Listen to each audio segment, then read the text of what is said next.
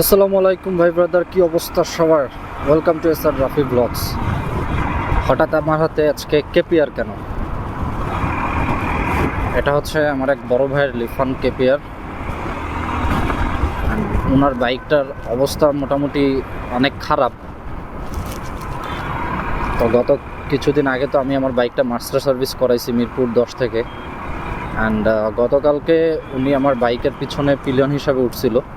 তো আমার বাইকের সাউন্ড এবং স্মুথনেস দেখা মানে উনি বলতেছে, তাহলে তোর ওইখান থেকে মানে তুই যে এইখান থেকে মাস্টার সার্ভিস করাইছো সেইখান থেকে আমার বাইকটারও মাস্টার সার্ভিস করায় দে। তো এই জন্য ওনার বাইকটা নিয়ে আজকে মিরপুরে যাচ্ছি। তো এখানে অলরেডি মোটোজিনিয়াসে কল করে বুকিং দিয়ে রাখছি কামাল ভাইয়ের কাছে, যার কাছে আমি আমার বাইকের মাস্টার সার্ভিসটা করাইছি।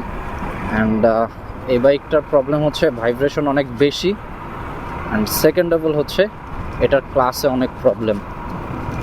মানে ক্লাসটা, এই যে ক্লাস যেটা ভাই, এটা টাইনা আনতে অনেক কষ্ট হচ্ছে, মানে হাত ব্যথা হয়ে যেতেছে।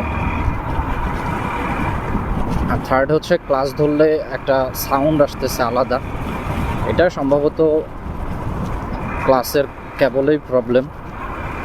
সো এখন যাব হচ্ছে মিরপুরে, ওইখানে আগে বাইকটা দেখাবো, দেন হচ্ছে যা যা লাগবে সব কিছু মিরপুরেই লিফানের ওদের সার্ভিস সেন্টার আছে, ওইখান থেকে পার্টসগুলো কিনে এরপর হচ্ছে মাস্টার সার্ভিস করাবো। অ্যান্ড এই বাইকের লিফানের টান সব কিছু ঠিকঠাকই আছে, টানও ওকে, বাইকও ভালো, বাট এইটার মধ্যে কেন জানি আমি ইয়াটা পাই না, মানে স্পোর্টস বাইকের যে একটা ফিল, ওই ফিলটা আমি এই বাইকটার মধ্যে কেন জানি পাই না। আমি বুঝি না যে এটা আসলে কি আমার প্রবলেম নাকি যারা এই বাইকটা চালায় বা রাইড করছেন তাদেরও এমনটা মনে হয়। বাট বাইকের টান কিন্তু ভাই ওভারঅল সব কিছু কিন্তু ভালো, যেমন 70-80 কিন্তু ইজিলি মানে জাস্ট উঠতেছে। আর এই বাইকটার সব থেকে অপছন্দ আমার কাছে যেই জিনিসটা, সেটা হচ্ছে এটার পিছনের মানে ব্যাকলাইটটা, এই পিছনের শেপটা আমার কাছে কেন জানি ভালো লাগে না। আর স্পোর্টস বাইক ভাই একটু নিচা ঠিক আছে, বাট এই বাইকটা আমার কাছে একটু বেশি নিচা মনে হয়।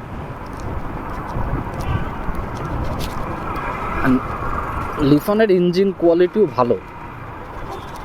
আর এই গাড়িটার একটা ভালো জিনিস, যে জিনিসটা আমার কাছে ভালো লাগে, সেটা হচ্ছে যে এটার যে ইঞ্জিন অয়েল ফিল্টার যেটা আছে, অয়েল ফিল্টার, এই ফিল্টারটা ভাই স্টিলের, এটা মানে চেঞ্জ করা লাগে না। অ্যান্ড উনি এই বাইকটা কেনার পর থেকে আজ পর্যন্ত কখনো নাকি অয়েল ফিল্টার চেঞ্জ করে নাই। তো এই জিনিসটা আমার কাছে একটু অবাক লাগছে যে অয়েল ফিল্টার চেঞ্জ করে নাই। বলতেছে যে না, এটার পরে দেখলাম যে না, এটার সিস্টেমটাই এমন।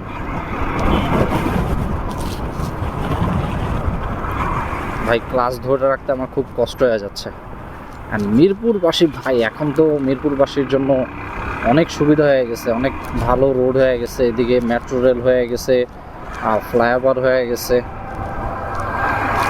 সো চলে আসছি মোটোজিনিয়াস শপে। তো চলেন এখন আগে বাইকটা চেক করি কী কী সমস্যা আছে, দেন হচ্ছে বাইকের পার্টসগুলো কিনতে হবে, দেন বাইকের মাস্টার সার্ভিস। এই পার্টটা নড়ে দেখছেন, এই জায়গা থেকে কিন্তু একটা সাউন্ড আসে কিন্তু।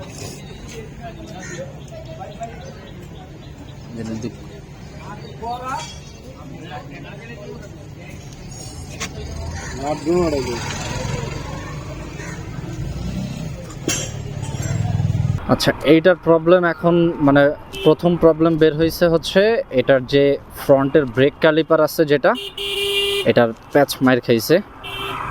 আর এটার প্যাচ কাটাইতে হবে অথবা হচ্ছে এটা চেঞ্জ করতে হবে। তো প্যাচটা এই লেদ থেকে কাটায় নিব না, 150 টাকা খরচ লাগবে।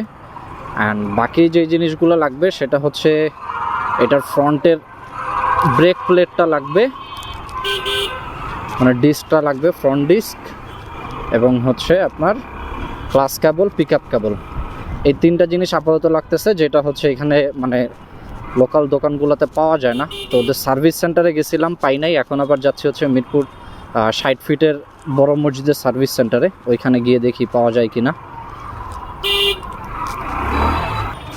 এই চাচা 60 ফিট বড় মসজিদ কি সোজা? বড় মসজিদ হ্যাঁ না পাকা মসজিদ? বড় মসজিদ। বড় মসজিদ না পাকা মসজিদ? বড় মসজিদ। তাহলে সামনে আরো যাও।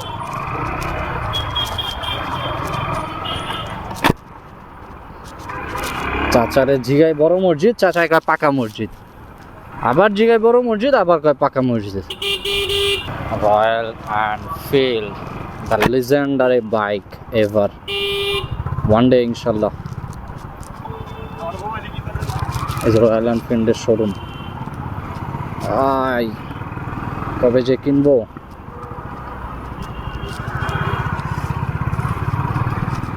ক্লাসিক্যাল বাইক, মাথা নষ্ট। 10-এর সার্ভিস সেন্টার, ওইখানেও ক্লাস কেবল, থ্রোটল কেবল, ডিস্ক এগুলো নাই। মিরপুর 60-এর সার্ভিস সেন্টারেও নাই। এখন আবার আরেকজনের নাম্বার দিছিল, তার কাছেও নাই। এখন আবার যেতে হচ্ছে, আরেকটা জায়গার নাম বললো, ওইখানে। এই চাইনিজ বাইকগুলার ভাই একটা সমস্যা, এগুলার পার্টস যদি সার্ভিস সেন্টারে না থাকে তাহলে সব জায়গায় অ্যাভেলেবেল পাওয়া যায় না। এই জন্যই ভাই সার্ভিস সেন্টার, মানে কি বলবো, চাইনিজ বাইক কেনা থেকে যতটুকু দূরে থাকা যায়। বাইকের সার্ভিস ভালো, টান ভালো, বাট এই যে পার্টস অ্যাভেলেবেল পাওয়া যায় না, এই একটা জিনিস হলো প্যারা। সো ব্রেক ক্যালিপারে হচ্ছে ঝালাই দেওয়া হচ্ছে, কারণ এটার প্যাচটা কেটে গেছে, এটার প্যাচটা আবার নতুন করে সেট আপ করতে হবে। অ্যান্ড এখানে ফ্রন্ট ডিস্কে লাগানো হচ্ছে। ফ্রন্ট ডিস্কের প্রাইস নিচ্ছে হচ্ছে 2500 টাকা। অ্যান্ড ভাই অলরেডি ফ্রন্ট ডিস্কটা লাগাইতে গিয়ে হাত কাইটা ফেলছে। অ্যান্ড ভাই কার্বোরেটরের অবস্থা দেখেন, উনি গত 5 বছরের মধ্যে শুধুমাত্র একবার কার্বোরেটর ক্লিন করছে। অ্যান্ড কার্বোরেটরের ভিতরে এত পরিমাণ ময়লা, এই বাইকের মাইলেজ দিচ্ছিল ভাই 24-25 মাইলেজ। কার্বোরেটরের যদি এই অবস্থা থাকে তাহলে মাইলেজ কিভাবে আশা করা যায় বলেন ভাই। এবং আমি ক্যালিপারটা ঝালাই করে আনতে আনতে এবং বাইকের অন্য অন্য পার্টসগুলো কিনে আনতে আনতে অলরেডি মাস্টার সার্ভিস শেষ। এখন শুধু তারা ডেবিট নাটটা অ্যাডজাস্ট করে দিবে, দেন আমার বাইকের মাস্টার সার্ভিস শেষ। আলহামদুলিল্লাহ, মিরপুর কাজ শেষ। মিরপুর থেকে বের হচ্ছে এখন। গাড়ি ভাই সুপার স্মুথ হয়েছে, এবং ক্লাস ভাই মাথা নষ্ট। এখন হচ্ছে টেস্ট লকের একটা ব্যাটারি খুঁজতে হবে ভাই। এখন এটা রাইড করে মনে হচ্ছে যে না, আমি আসলে স্পোর্টস বাইক চালাচ্ছি। এইটার যেই ভাই এখন টান এবং ইঞ্জিনের সাউন্ড, মাথা নষ্ট ভাই, জোস হইছে। আসলে ওদের দোকানের নাম যেমন মোটো জিনিয়াস, ওরাও আসলে অনেক জিনিয়াস, কাজ করে অনেক জিনিয়াস ভাবে। একটা জিনিস দেখায় আপনাদেরকে, হ্যাঁ, গাড়ি লাভ দেয় দেখছেন, মাথা নষ্ট ভাই, জোস হয়েছে কাজ। এবং ক্লাসটাও, believe me or not, class এত স্মুথ হয়েছে, এক আঙ্গুল দিয়ে ক্লাস ধরা যাবে। এবং আর একটা ক্লামের জন্য ওয়েট করতেছিলাম, যে নর্মালি হচ্ছে কেপিআরের ক্লাসগুলো একটু বেশি টাইট থাকে, ওই ক্লামটা লাগাইলে নাকি হচ্ছে ওটা আবার বানাইতে হয় লেদে দিয়ে, ওই ক্লামটা লাগাইলে নাকি গাড়ি আরও স্মুথ হয়। তো ওইটার জন্য ওয়েট করতেছিলাম, বাট সময় লাগবে অনেক, যার কারণে আর ওয়েট করা হলো না। কাজ অলরেডি 8:30টার উপরে বাজে রাত, বাসায় যাইতে হবে, আর ওইটার জন্য আর হইলো না। বাট যতটুকু স্মুথ আছে অনেক ভালো, অনেক।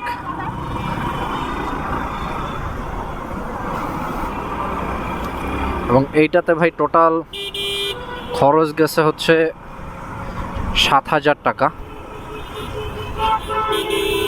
মানে 7,000 টাকা মতো টোটাল খরচ গেছে। এর মধ্যে চেঞ্জ হয়েছে হচ্ছে ক্লাস কেবল চেঞ্জ হয়েছে, পিক আপ কেবল চেঞ্জ হয়েছে, তারপর হচ্ছে ফ্রন্ট ডিস্ক চেঞ্জ হয়েছে, স্পার্ক প্লাগ, এগুলো সব কিছু চেঞ্জ হয়েছে। দেন হচ্ছে আবার ওই ফ্রন্টের যে ব্রেক ক্যালিপার আছে, এই ক্যালিপারটা আবার লেদে কাজ করানো লাগছে, কারণ ক্যালিপারের প্যাচ নষ্ট হয়ে গেছিলো, সো এটা আবার কাজ করানো লাগছে।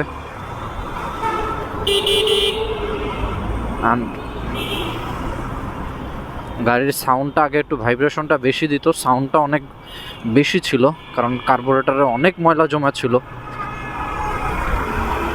সো কার্বোরেটরটা ক্লিন করার পরে ভাই এখন ভালো জোস।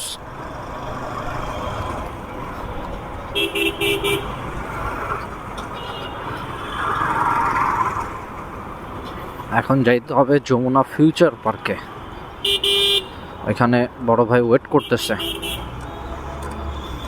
বাট একটা জিনিস হলো কি ভাই, মানে আপনি আপনার বাইকে 10 টাকা খরচ বেশি হইলেও আপনার কাছে কষ্ট লাগবে না, আফসোস লাগবে না, যদি আপনার বাইকের কাজটা যদি আপনি প্রপারলি করাইতে পারেন, বা আপনার যে রিকোয়ারমেন্ট এই রিকোয়ারমেন্ট যদি ফুলফিল হয়, 2 টাকার জায়গায় 5 টাকা খরচ হইলেও ভাই কোনো বাইকারেরই না, নট অনলি আমার, কোনো বাইকারেরই আপনার মন খারাপ হবে না। কারণ আমি ভাইরে বারবার ফোন দিয়ে বলতেছিলাম যে ভাই এই জিনিসগুলো চেঞ্জ করা লাগবে, উনি জাস্ট আমাকে একটা কথা বলছে, আমারে কল দেওয়া লাগবে না, যেই জিনিসটা লাগাইলে বা যেটা ঠিক করলে গাড়ির পারফরমেন্স ভালো থাকবে, স্মুথ হবে, ওইটাই চেঞ্জ কর। আচ্ছা, ভিডিওটা অনেক লং হয়ে যাচ্ছে, সো আজকে এখানেই শেষ। যারা ইউটিউব থেকে ভিডিওটা দেখতেছেন অবশ্যই যদি ভিডিওটা ভালো লাগে আমার চ্যানেলটি সাবস্ক্রাইব করে দিবেন, এবং যারা ফেসবুক থেকে দেখতেছেন অবশ্যই কিন্তু ফেসবুক পেজটা ফলো দিয়ে দিবেন। সো দেখা হচ্ছে নতুন আরও একটা ভিডিওতে, ততক্ষণ পর্যন্ত ভালো থাকবেন, সুস্থ থাকবেন, আমার জন্য দোয়া করবেন। আল্লাহ হাফেজ, আসসালামু আলাইকুম।